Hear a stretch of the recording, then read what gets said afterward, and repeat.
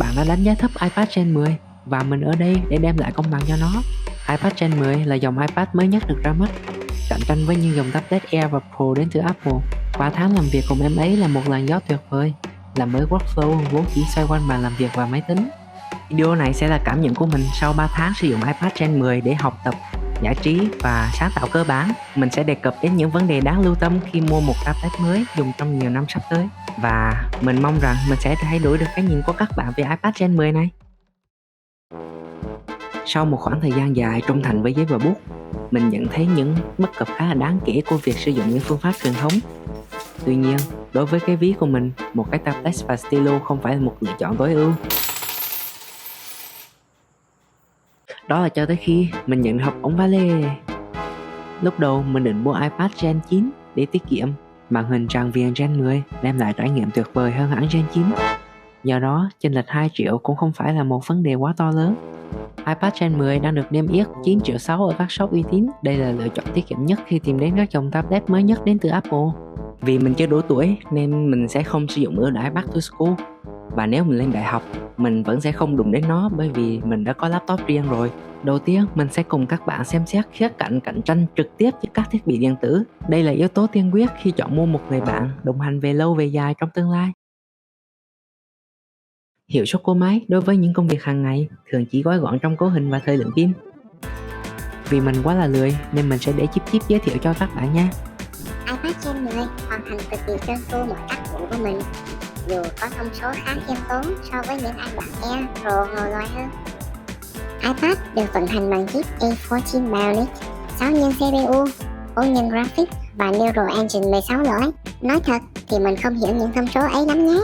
Theo Antutu Benchmark thì iPad Gen 10 đứng thứ 29 sau các dòng iPhone và iPad đời mới nhất. Ok, cảm ơn bạn nhé. Cấu hình của máy đủ để đáp ứng đa số các ứng dụng cần thiết. Đôi lúc mình cũng khá tiếc vì Final Cut Pro và những app độc quyền của Apple chỉ xuất hiện ở dòng iPad chip M. Ngoài ra, iPad Gen 10 hỗ trợ iPad OS 18, tuy nhiên Apple Intelligence sẽ không xuất hiện trên dòng sản phẩm này. Thời lượng pin là một vấn đề đáng quan tâm đối với mọi sản phẩm của Apple, kể cả chai nước này. Mỗi ngày cần bơm nước tận 4 lần. Chơi game tiêu tốn nhiều năng lượng hơn đáng kể so với những app khác. Xem YouTube thường xuyên cũng chiếm một phần lớn tổng thời lượng pin. Sau 3 tháng, pin không còn trâu như những ngày đầu, nhưng mà hiệu suất công việc vẫn được đảm bảo. Mình có thể dùng tận 5 tiếng screen time trong 2 ngày liên tiếp mà không cần sạc. Tất nhiên là không dùng để chơi game. Ngoài ra, iPad tỏa nhiệt khá chậm, đặc biệt là khi mang ốp. Hãy tháo ốp ra để hỗ trợ làm mát khi làm những tác vụ nặng nhé. iPad 10 có hai lựa chọn bộ nhớ trong, 64GB và 256GB. Hiện tại mình đang dùng bản 64GB. Đã có iPhone và máy tính riêng, do đó mình sẽ không lưu nhiều ảnh trên iPad để dành chỗ cho các ứng dụng. Nhắc tới cây sạc, cable sạc USB-C của iPad dùng được cho rất nhiều thiết bị khác. Có nhiều sự lựa chọn hợp lý trên thị trường đáng để tham khảo, với mức giá cạnh tranh hơn rất nhiều. Với các bạn chỉ dùng iPad cho công việc, giải trí cơ bản, iPad Gen 10 sẽ là sự lựa chọn hoàn hảo. Những tác vụ nặng có lẽ chính là lý do mà iPad Air và Pro tồn tại. Vậy là bạn đã hài lòng với cấu hình của iPad Gen 10? Sức mạnh của con chip thì không thể nhìn vào mắt thường, vẫn còn một yếu tố nữa sẽ ảnh hưởng trực tiếp đến trải nghiệm hàng ngày. Tuy nhiên, ít khi được tìm hiểu đến, trong khi nó nên là một trong những yếu tố đầu tiên nên được tìm hiểu trước khi mua. Màn hình không phải là thứ mà mình chú trọng khi lựa dòng iPad. Ưa làm gì thì làm, và mình không thể lầm hơn. Như các dòng iPad gần đây, màn hình iPad 10 là Liquid Retina Display. Ngoài ra, màn hình iPad Gen 10 support giải màu sRGB, giải màu nhỏ hơn so với các loại iPad cao cấp hơn đang được sử dụng chuẩn PCI P3, chuẩn màu riêng của Hiệp hội Kỹ sư Điện ảnh và Truyền hình. Thứ mình để ý nhất là độ phản chiếu quá mức của iPad Gen 10. iPad 10 là sản phẩm mới duy nhất của Apple không có anti-reflective coating. Đây là điểm trừ khá dễ nhận biết, đặc biệt là những dịp cần quay chụp iPad như lúc mình làm video. Khi sử dụng hàng ngày thì các hình ảnh sẽ che lấp đi các khuyết điểm ấy, nên mình tin rằng đây không phải là một vấn đề quá to tát. Khi mới mua, đầu mình vang vọng những câu hỏi mà chưa có ai trả lời. Mình có cần dán cực lực không? Liệu Paperlike có thực sự ổn hay không? Lớp kính cường lực sẽ thực sự không cần thiết nếu như bạn sử dụng iPad như một người bình thường. Nói cách khác, không vứt iPad, không để iPad chơi vơi rồi rớt cái bụp là ok. Paperlike là một món đầu tư 69k có thể gọi là khá thành công. Mình vụng về nên Paperlike có Air Bubbles, nhưng điều ấy không ảnh hưởng đến trải nghiệm của mình. Lợi ích của Paperlike ở ngay trong cái tên, giống giấy, Apple Pencil sẽ có độ bám nhất định, như viết trên giấy vậy. vẽ digital các kiểu, nhất định cần bé này. Nhưng mình sót ngoài Apple Pencil lắm, vì bề mặt sần sùi, ngoài của Apple Pencil sẽ bị mòn dần đi. Đối với mình, iPad luôn là cánh tay phải đắc lực của mình.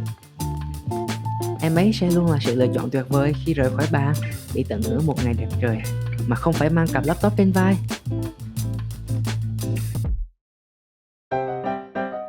iPad 10 có kích thước màn hình khá gọn 10,9 inch. Sản phẩm không quá to như dòng iPad Pro, nhưng mà không quá nhỏ như dòng iPad mini. Cầm iPad trên tay di chuyển không phải là một vấn đề lớn vì máy chi nặng chưa tới 500g. Nhưng để mà một tay cầm iPad, một tay viết xoẹt xoẹt thì có lẽ iPad mini sẽ hợp hơn. Mình dùng iPad của mình để làm rất là nhiều việc.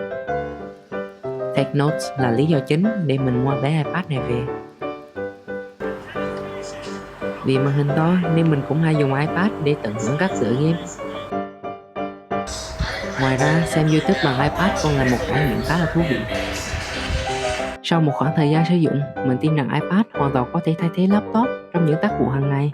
Magic Keyboard Folio là minh chứng rõ nhất cho tầm nhìn của Apple. Trên thị trường có nhiều sự lựa chọn cũng chất lượng không kém, tiêu biểu là Logitech Folio Touch.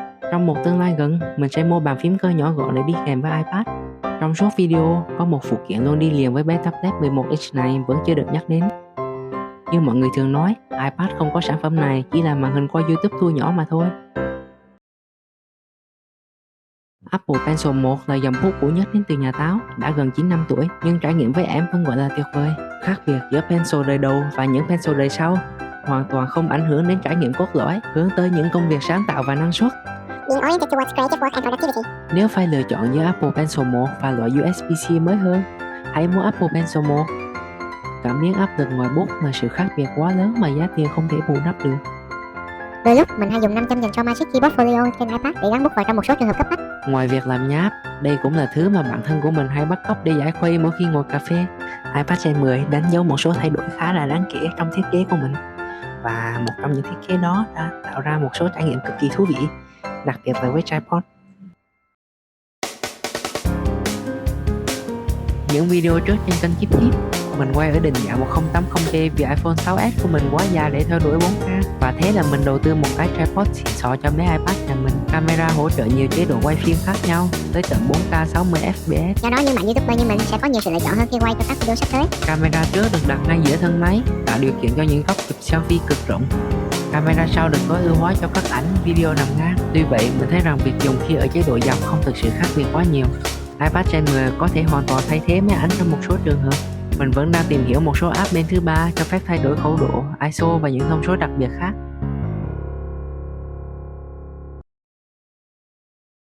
Mình đã rất háo hức với trial 3 tháng này. Mình nghĩ tới viễn cảnh được thử nhiều game mà mình chưa thấy bao giờ. Số game ít hơn mình nghĩ. Có một số game đã có bản free, bản arcade lượt bỏ in-app purchase và quảng cáo. Mình cực thích NBA 2K24 Arcade Edition. Mình là một fan của bóng rổ và không đủ tiền để mua bản 2K24 chính thức.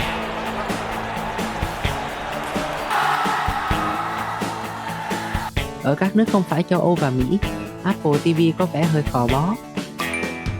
Mình đã hơi thất vọng vì vẫn phải bỏ tiền ra cho các tựa phim như Spider-Man No Way Home. Tuy vậy, các series miễn phí trên Apple TV đều khá cuốn. Mình đã dành gần 3 tiếng để xem Tom Hanks trong phim Greyhound nói về chuyến tàu bảo hộ trong Thế chiến thứ hai. Và đặc biệt, mình đã được tiếp cận với Underrated, phim tài liệu về thần tượng Stephen Curry. Cuối cùng, Apple TV hỗ trợ tải về cho việc xem offline, rất tiện.